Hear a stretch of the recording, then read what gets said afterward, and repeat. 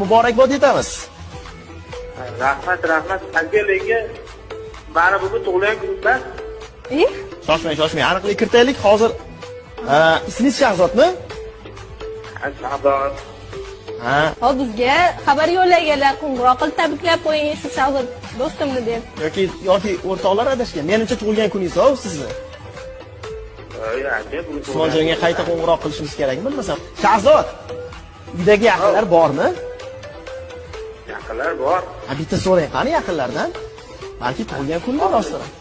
To'qi, hujjatini qarab ko'ring. Voy, yaqinlardan so'rang-chi. Qarang, hujjatni ham qarang. Ketdilar hujjatga qarab.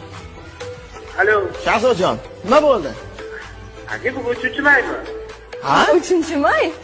Ha, bugun tug'ilgan kunim edi. Ha?